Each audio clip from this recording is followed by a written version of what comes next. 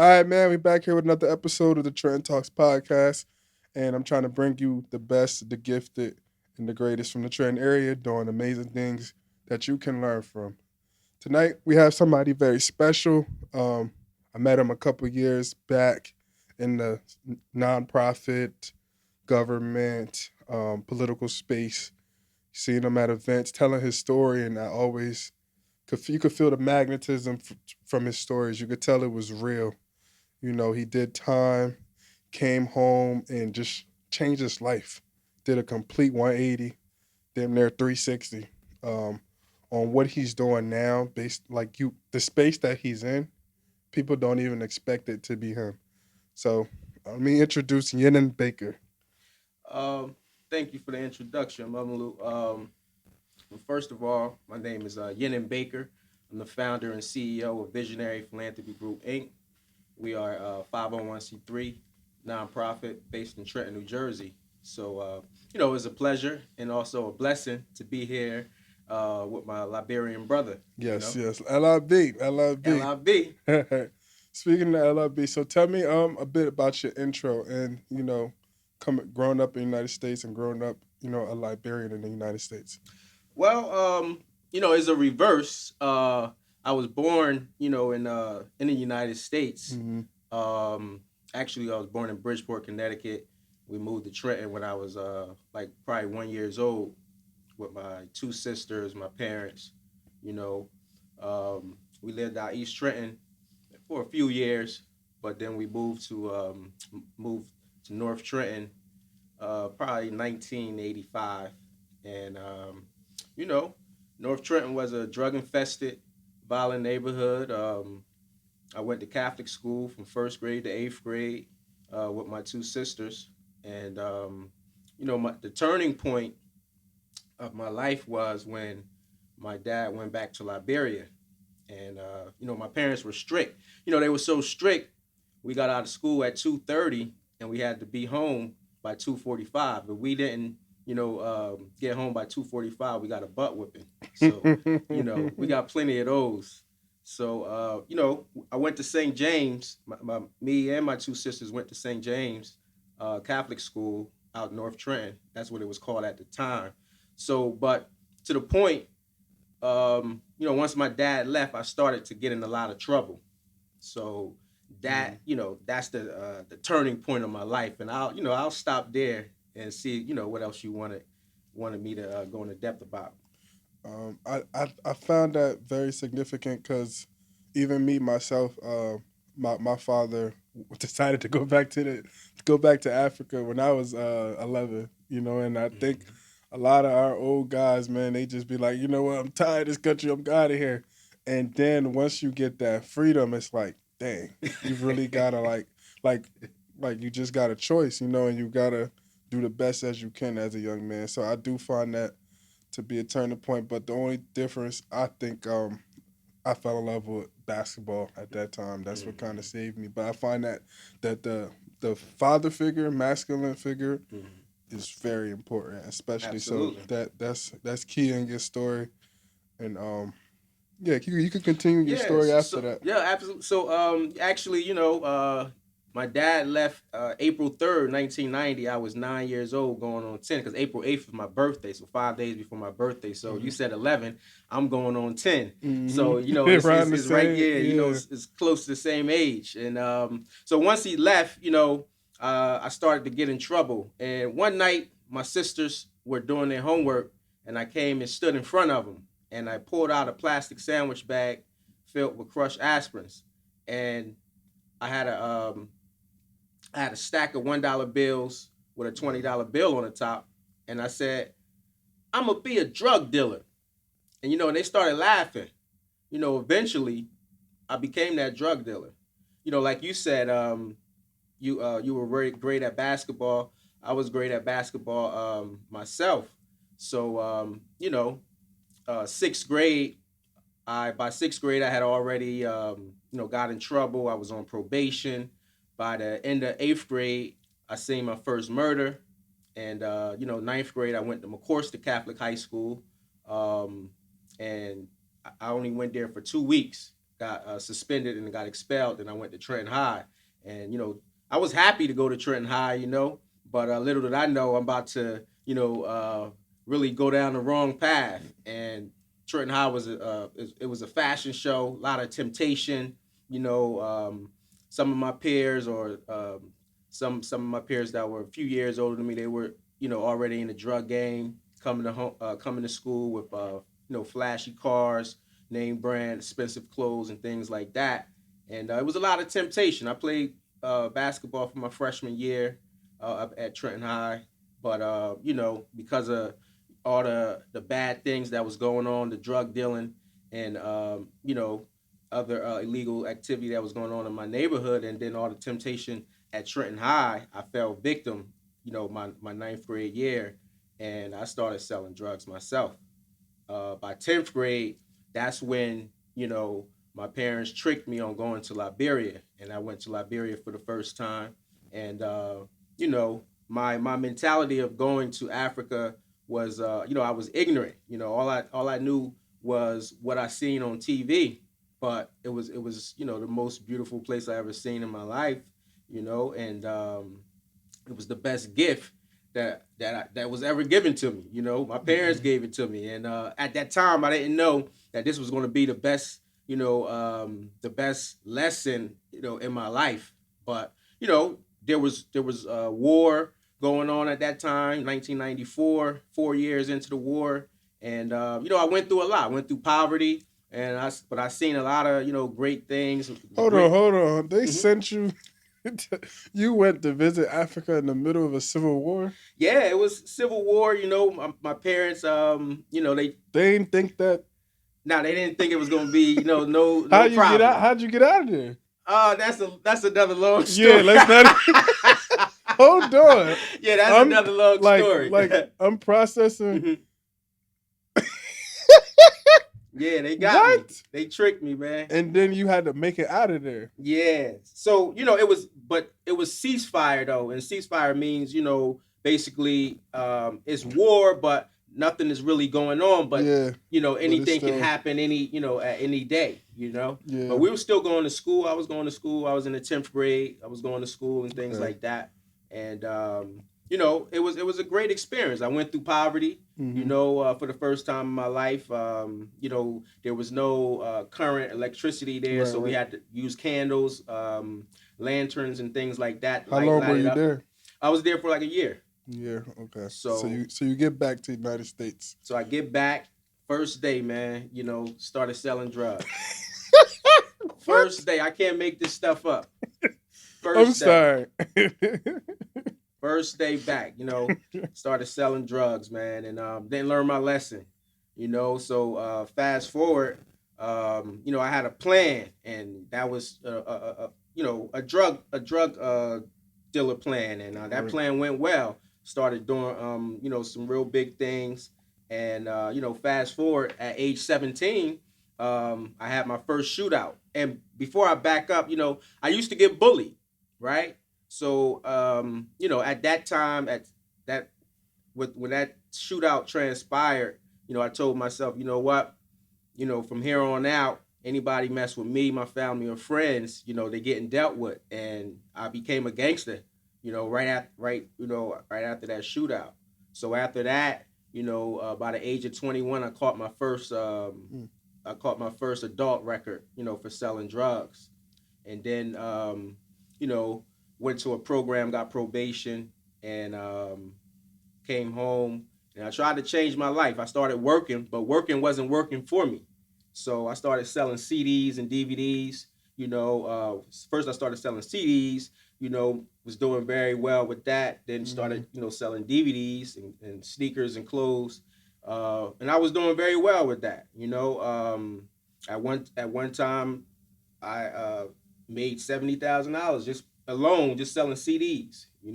So like I said, I started selling DVDs, then started selling clothes. But trouble always comes to find me. One day, actually one night on a notorious street in Trenton, New Jersey, two guys tried to rob me, and the guy said on the streets they called me Unk Sco, Hmm. Unk Scabar, but short for Unk Sco. So he said, "Give it up, Uncle." I said, "I ain't giving nothing up. You got to bust me." So I called his bluff. I ended up getting away. They didn't take anything from me, and that night I ended up making an irrational decision. But that night I caught one of the guys, shot him, and almost killed him. Because of that irrational decision, there was 4 attempts, that was on my life because of that irrational decision. But each time these guys tried to come kill me, I was shooting back. So I went through a lot with because this guy was a high-ranking blood member at the time. This, when that happened, this is back in 2004. So Yeah. the height of the Bloods and blood Crips. era in Trenton. So, I went through a lot. I always had to be on point, always had to have a gun. These killers was trying to kill me for real. So, I wasn't scared. I was outside every day, But, every day I used to, people used to tell me about the death threats and things like that. But, I went through it. It really made me who I am today all by myself, But you know, that eventually, died out. And, I had to get back into the drug game, and after that, I was real successful in it again, getting a lot of money. And, you know, I ended up moving down to Atlanta a few years later. And, you know, I basically had a clothing store. And because we were doing very well with the clothing store, but I had like 5 burglaries, and those 5 burglaries set me back. But one thing I want to say is before I moved, there was one key night, and this is uh, in hindsight. I didn't know what my future was going to be, but I have to say this.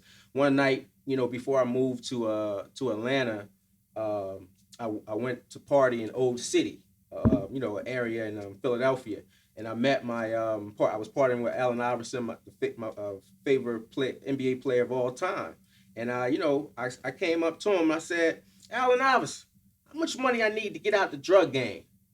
And he said, "You got to feel it in the air." And I was like, "Okay, all right." But the reason why I asked him, how much money I need to get out the drug game, because I was thirsty. I didn't where I'm from. There was no role models. There was no Hmm. positive people. I was hanging around gangsters, criminals, thugs, things like that. You know what I mean? So for me to see my favorite player of all time, I wanted out. So that's the why I asked them. You know what I mean? I was having nightmares of these killers trying to kill me. I was having nightmares of the feds, trying to arrest me. So I wanted out, but it was no way out. But I had to say that because I really wanted out, but I just didn't, Know how to. have a way out. I didn't have a way out. Mhm. But moving forward, um, because of those 5 burglaries, that set me back. And not having no options, I didn't take advantage of the opportunities, the legit opportunities that the world had to offer, and I got back into a drug game. But the one thing about the drug game in the streets is always going to welcome you with open arms. So I ended up getting a big drug connect, cocaine and marijuana connect, and I started doing making the most money I've ever made in my life. So at the time I'm making about 400,000 every 4 days. So fast forward, Damn. I end up getting arrested February 24th, 2010 at Philadelphia International Airport. So, you know, about a year later, I was sentenced to 15 years in federal prison for drug trafficking. But a week before I got sentenced, my mom came to see me, and I had to be the bearer of bad news, and I had to tell my mom I copped out to 15 years, which means I pled out, and I'm about to do 15 years, right? So when I told her, she just automatically started crying. That was the worst day of my life, man. I was powerless, and there was nothing I could do Yeah. to help her, from hearing this bad news, man. And that just broke my heart, tore me up, man. So fast forward, sentencing day, which was the most powerful day of my life. One, the reason why it was the most powerful day of my life, they couldn't break me. Yes, I accept full responsibility to all the wrong things that I was doing, but I got over sentence. 15 years. You know, that's that was that was a hell of a sentence, man. A draconian sentence. But like I said, I spoke about it, to the courts, told them, how just minorities, African Americans, don't stand a chance in these courts, and they just take advantage of us and things like that. But anyway, I told them thanks for changing my life. That day, the most important thing of that day, that's when my vision and dream came to me, and I said, you know what? I'm excited. I got 15 years to do. I'm gonna get my act together. I'm gonna work on my weaknesses and flaws, and I'm gonna, learn how to start a nonprofit, learn the ins and outs, come home and try to change as many lives as possible, and try to stop as many lives as possible from going down the path that I went. So that's why that was the most powerful day of my life. So of course, working on myself and things like that. I got into trouble. I got into fights, but it was a journey, and I worked on myself, man. And the main thing, what I did was, I changed my mentality. But the most important thing that I learned from prison was self control. I ended up getting stabbed. The older, I was like about 33, 3 years into my bed, and this older man, went into my room. He wasn't supposed to, just to the point, and I didn't want to hit him, anything like that. So I was, in his face saying, I should smack you, blah blah blah. He ended up stabbing me, close, a little close to my heart, But I tried to, get to him, but people kept breaking it up and things like that. But to the point with me not being able to get to him, which was a blessing. God didn't allow me to get to him. That made me, I was embarrassed. My pride was in the way. I got stabbed in front of a whole bunch of, men, and I'm used to getting, retaliation, and that right there, really helped me master self control, because the embarrassment, my pride in a way, me not being able to, get revenge and things like that, it worked on me, and it was like, see, you don't always have to, retaliate and things like that. And me and him had a talk that same day, and I forgave him, but while I was talking to him, I did want to, put my hands on him and things like that. But all of that was working, was working on me. But to the point that helped me master self control, and then from there on out, I had to, work on myself. Even like I came up with a quote at that time, even when you're right, you could be wrong. Yes, he came, and violated me, went in my cell and looked in my personal belongings. I was in the right. But when I was in his face and saying I'm gonna do this and that, I'm in the wrong. So I came up with that quote. Even when even when you were in the right, you could be wrong. So to the point though, I mastered self control, man, and that's the most important thing that I mastered. So prison was a journey. I learned a lot, and one of the things that I came up with in prison was my nerves with swag movement. For 11 years, I fought for my freedom in the courts. I lost. But NERDS, I came up with NERDS, which stands for never ending relentlessness determined success. So even though I was losing, for 11 years straight, I came up, I said, I'm going to change the narrative. Most people where I'm from, they don't consider themselves nerds. Even when I came in the streets, I always been smart, but I used to look down on nerds, or people, law-abiding citizens, thought they were corny, and thought that the drug dealers and people that were in the streets were the coolest people in the world, which, I had wrong. So I said, you know what, I'm going to change this narrative, make it cool to be a nerd, and let people know, hey, we all nerds. We just nerds with swag. And when I say swag, I don't mean the way you dress. I mean the way you think, the positive way, a positive lifestyle. You know what I'm saying? I'll give you a few examples. LeBron James a nerd with swag. Oprah Winfrey's a nerd with swag. Mark Zuckerberg's a nerd with swag. Michelle Obama's a nerd with swag, right? So those are just prime examples. And I'm just changing the narrative. But to the point, um, Never ending relentlessness determines success is the acronym for nerves, and that's the lifestyle that I live. You feel me? And that goes along with my nerves with swag movement, and that's another thing. Of course, what I already had it, it instilled in me, but that's the lifestyle that I've been living, and I just made it much stronger when I was in prison. And anyway, to the point, I end up winning my two appeals, and I gave my 15 years back, and I was able to come home during the pandemic. And I came home about 3 years earlier because I got my first I beat my home detention appeal, and then I beat my I'm at my compassionate release appeal, which let me out, right away. I had to do 2 weeks of quarantine, but I ended up doing 8 days, and I came home. But all because of that never-ending relentlessness, determined success, lifestyle. I never gave up. So that's my message to the youth and adults. Never give up, man. Prison was a journey. I learned a lot, and once I came home, it was a lot that I've been through, man. Being rejected. I couldn't even get a job at Giant Supermarket in Morrisville, Pennsylvania. A couple of other jobs.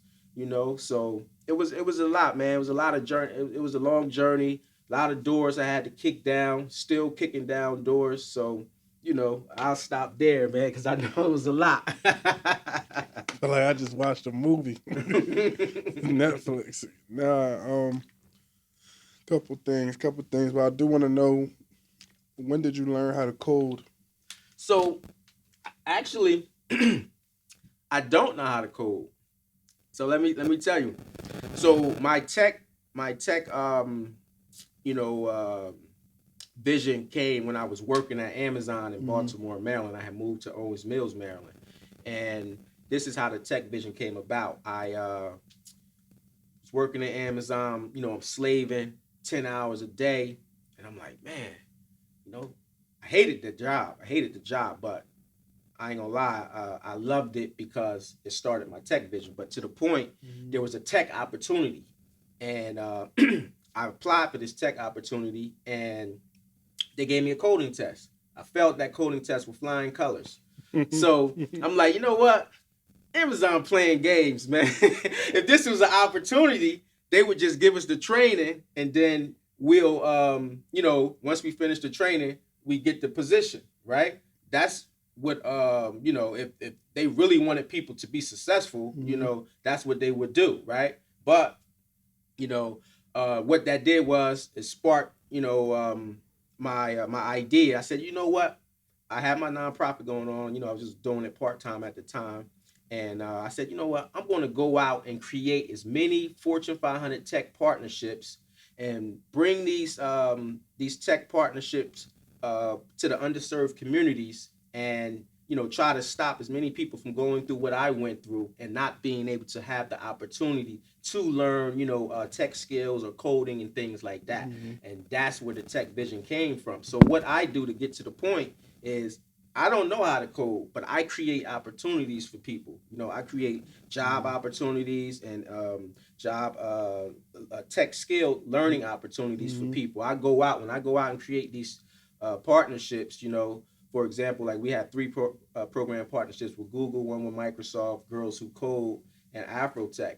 So there's other more that I'm working on as well. But when I go out, I create opportunities for people to be my facilitators, or people to get this training, so that they can learn more tech skills. If they already tech savvy, or if they're not tech savvy, they can learn more. So I'm basically the liaison, the middleman. You know Yeah, what I mean? So that's it, bringing all the tech opportunities to the underserved communities. So that's basically what I do, and where the tech vision started from. and it started with rejection. I find that to be very dope. How that inspired you. Thank But wow, you got a partnership with Google, and I think that's one of the things that I heard that was just like, I've never heard nobody from our community or environment that had a partnership with Google. And then you also said Microsoft, and I thought I could Google that, right? you. And it's crazy because you tell your story on Facebook, And when you're in these rooms and people hear your story. However, I'm like, there's no press on what this man is doing. like no one's talking about it. I Google you today, and they talking about the Philadelphia airport and all that. they talking about they talking about shit. You get what I'm saying? That So was it's like funny.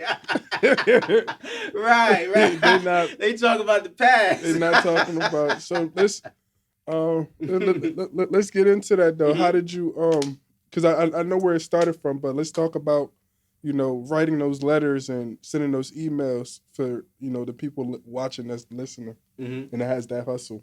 So, like, how did the Google partnership start? Yeah. So, um, the first night I worked on my tech vision, on my tech vision, the plan, the strategy.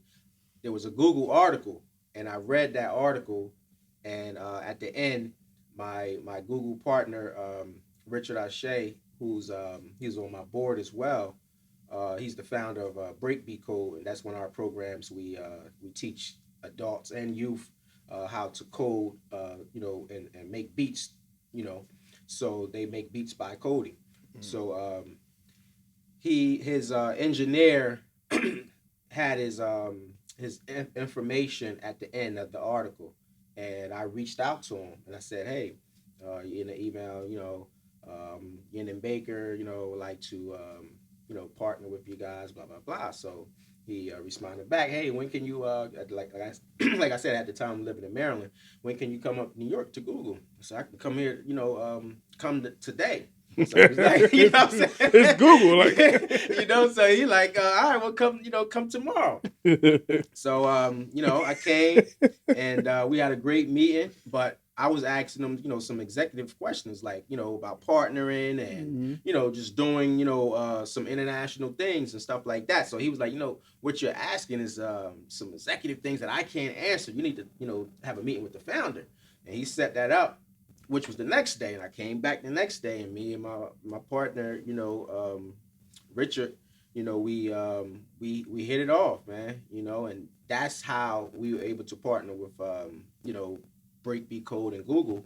That's how it started. And Mhm. then once he started working with me, the first he always tell people when we have meetings and things like that. He said when I first met Yenin, he said he was going to have 6 nonprofit partners in the meeting, right? So he said, I always hear that all the time. And when that first day we had that meeting, Yenin had those 6 nonprofit partners in that meeting. So I was like, wow, this guy, he's a man of his word. So as he started working with me, seeing, I was serious on time, I was relentless, and he asked me to be on my board. I didn't ask him. He just was like, one day he's like, man, I love your hustle, man. Like, I really, I want to be on your board. With anything I could do to help you. I was like, hey, he's like, can I be on your board? I was like, yeah, you can be on my board. I was surprised. I was happy too. Yeah. So, he took a liking to me, man. And I say all that to say, even though I was in the streets and I did wrong, but selling drugs, you learn a lot of entrepreneurial things and skills, and that's what I'm doing now. I'm just I just transferred that into a You legitimate had life. you had the charisma when you met the plug. instead No, instead of absolutely. It's it was wrongdoing, but now I'm doing it in a positive now you way. doing you Right, sent the email. right, You gotta meet. You absolutely. see, then this is what we're talking about, man. We're talking about the transition into the corporate world, the business world, the nonprofit world, using entrepreneurial skills, whether you from the streets or wherever you're from, but that hustle and that spirit stays with you, Right. and just putting in those hours. So that's one of the main reasons I wanted to do this, because I'm not because you was a dope kingpin, or no. Hmm. We talking about how you transition and what you're doing now and why that makes it powerful. You get what I'm Right. saying? That's Absolutely. that's the amazing part of the story. Thanks. And just to add on, so he started working with me, and then he built our website, and I went to Google. He built our website, and then I had the green light to just come to Google, all the time. And then next thing you know, he He gave us the Grow with Google partnership, and then we got two more partnerships from that. So Mm-hmm. that's how we end up getting those three partnerships: the Grow with Google Justice Impacted Program, and then we also have the Grow with Google Career Certificate Scholarships. So we give out scholarships in Trenton and all throughout the country. So I'm gonna need a write up of everything that you do because we're gonna get you on Google. Like, cause I have some SEO on Google. I can I want to write blogs. I want to see your name on Google saying these things that you're doing because there's no way why I'm only seeing that Philadelphia article. And speaking of SEO, look, you like you said the magic word. We have a grant with Google where we're not utilizing it, but you said the key magic word Oh, I could SEO. utilize it. Look, check it out, right? We have 10,000 per month for our Google Ads grant. 10,000 per month, Google 10,000 per month Google Ads credit Hmm. that we can use per month. But my board members are using it, but not using it the way they should be. Hmm. So we need help. So we need help with SEO so we can, get those Google ads out and promote what we're doing. 10,000 a That's month, a my man. lot. Yeah. So we gotta we We gotta gonna we gotta talk. talk about We IT there. he gonna talk. You You see said this? the key word SEO. Yes. Yes. So Yes. we definitely we need help with that, man. So Yeah, not. I'm saying even for you, because I'm like, bro. There's even for the city, like Trentonian, they need to know like what you doing. They need to be. It needs to be out there. Like it's no way. That's why I want to do the podcast because it's just not. It's so easy for them for not even just them. I'm saying for us as a environment, us as a people to put out negative news. right, absolutely. Whereas we have people campaigning themselves on Facebook, but we're not. It's not getting picked up, by the media sources. So I consider myself media, Hmm. right in this space. So when I see something that needs to get picked up, I'm gonna pick it up. And if anybody is doing anything, send it to me. I'm in this space to capture those stories that's not being captured. Right. So talk about girls who code a little So bit. yeah, so Girls Who Code, that's for girls grades 3 to 12. They basically they learn how to code. Mhm. They they learn how to create apps. They learn how to create websites, and then they learn other tech skills as well. We've been doing that since May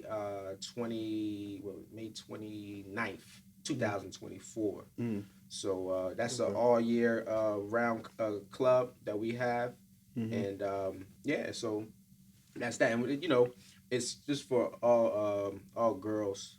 So that's what Girls Who Code is all about. So, talk to me from a CEO mindset that, Mhm. like, I have programs myself that I want to get out there.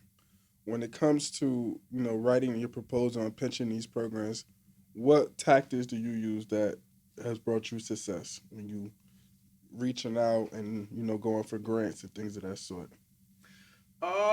Like one of the most things that's really been helping me out. I lead with my story. I always lead with when it's the opportunity to. You Mm-hmm. know what I mean?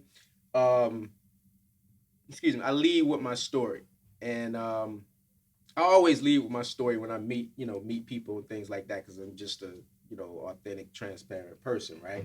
But the reason why I say I lead with my story because that leads into what I'm doing, why I'm doing it, Mm-hmm. right? So then, I talk about most of our programs are tech programs. We have the violence prevention and intervention program that I created, and then our returning citizens motivation 101 uh, program that I created. But the rest are all tech programs. So to the point, once I start talking about our tech programs, then I talk about how the tech vision was created, right? Mm-hmm. And then what it's doing now, the impact that we've made, and things like that. So I basically tell the story of me, how I started the tech vision, Mm-hmm. and then how the partnerships came about, and how we're creating opportunities for people. For prime example, one of my actually our first employee who I met at Mercer County Community College. She was doing some mentoring at the Gear Up, the Mercer County Gear Up program for the youth. Mhm. I met her. We were doing our Google Breakbeat Code program, and I met her. Her name is Alasia Smith. She's our first employee. She's our Girls Who Code instructor. She's also one of our Breakbeat Code instructors. So, prime example, we met during our Breakbeat Code program, but that was an opportunity. She seen the vision. Now, me and her, we work real close, and we're making, power moves. We'll probably talk about that later, but we went to Atlanta, uh, for what was that, Halloween, Yeah. and we did our, Girls Who Code presentation at a Google event, all because I met her doing our tech program. So basically, to the point, I lead off with telling my story, but it's Right. real life examples. There's game in that for sure. Talk to me about the Atlanta trip and also the power of networking. The importance of taking those trips. Mm-hmm. So, we were invited. There was a lady who I met, and she invited. I went to a Google event probably back in 23, Mm-hmm. and we met. We kept in touch, and finally she invited me to the Google Dev Fest in Atlanta, and I me and Alasia, we had a presentation that we did for Girls Who Code, and we killed it. I started off, talked about how the vision came about, and then she, came right after me, and she did her presentation about the Girls Who Code, what she do, and that thing was phenomenal, man. So we were last too, and we killed it. So basically, we really enjoyed that event. The event was about a lot of tech people that's into whatever, Google developing, coding, you name it, right? And it was a lot of networking going on. And you asked, about the power of networking. The power of networking is just phenomenal, man, because it continues to open more doors for you, right? Sometimes it might not open the door for you right away, because like I said, I met the lady in 23. Here it is, she offers me an opportunity at 25 to give me exposure, right? And uh, people, after our presentation, people were interested in my story and what I'm doing, and people were interested in what Alasia's doing. So the power of net to the point, the power of networking is very is very important. Is very powerful because it helps your journey shorter than it would be if you didn't have the opportunity to network.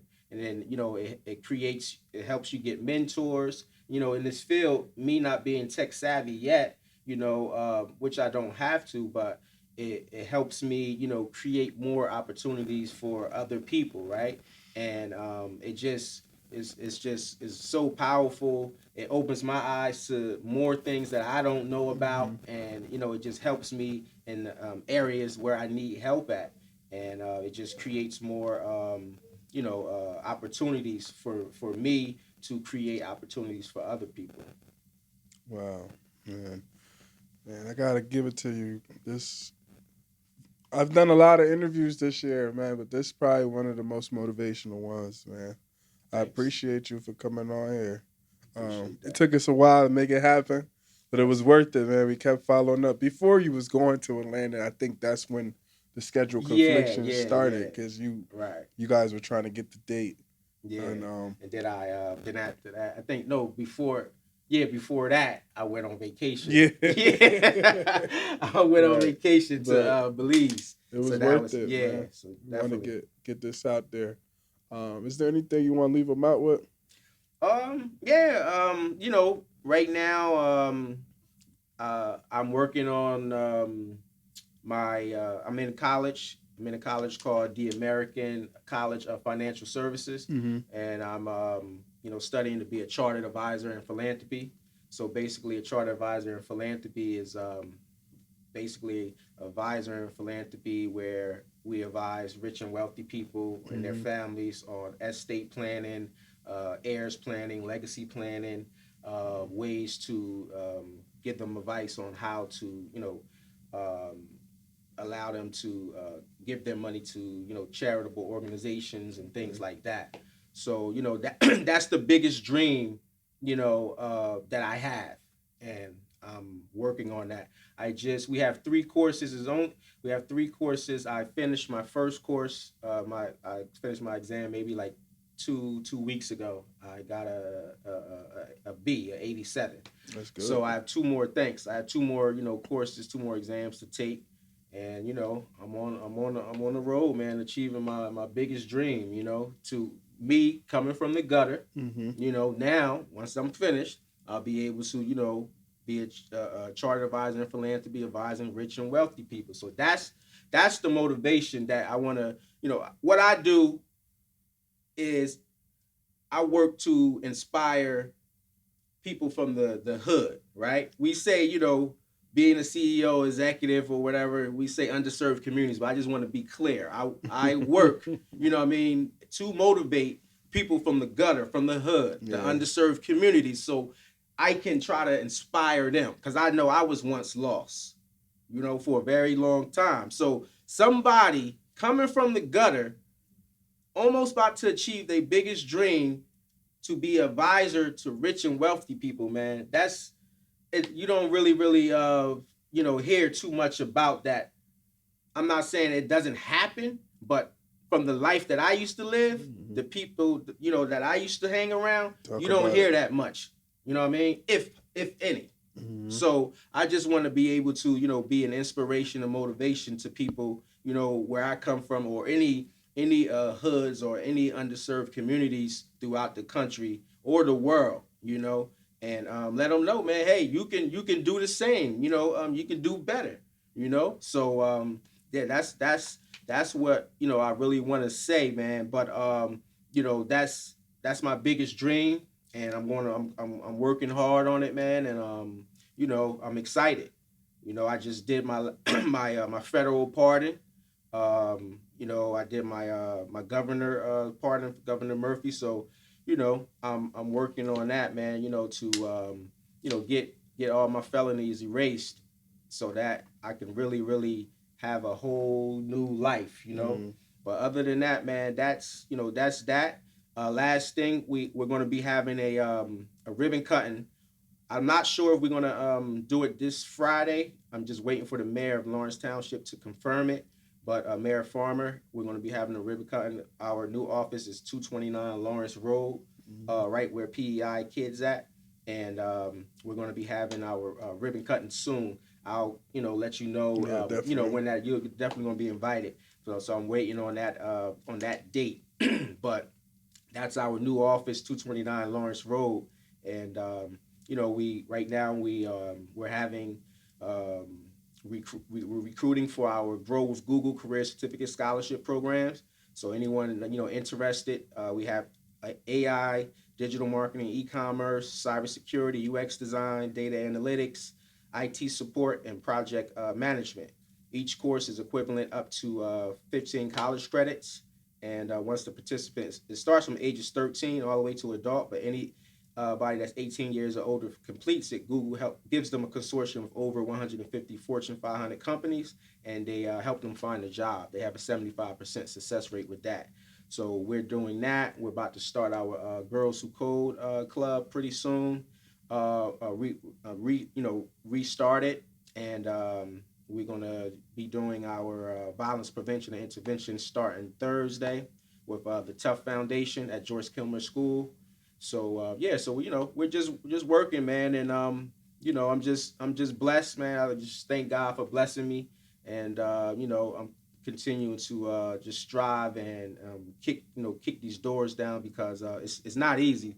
I don't want nobody to think it's easy. I'm still it's hard. I do I came a long way. I was working for a few jobs or whatever, but now I work full time for my nonprofit. Oh It's yeah. not easy, but it's not easy, but I'm making it happen. Right. Since it's been since May 23rd of 2024 that I've been working full time. Mm. But yeah, it's very peaceful, right? But it's a whole lot of work. Trust me, I'm Mm-hmm. swamped every day. But I just thank God that I have that luxury to work for myself and just continue to work for others and help others and bring opportunities, to the underserved communities, man. So I just want to end with that and just just thank. I just want to thank everybody that believed in me, all my my family, my loved ones, my supporters,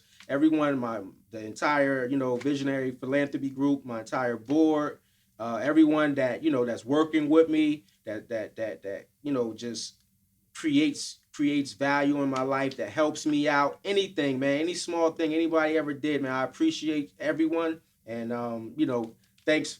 Without you all, I wouldn't be who I am today. So I just want to thank everybody, man. I want to thank you for inviting me here, my man LIB.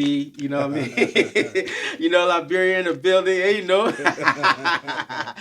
I gotta represent LIB, Yes. man.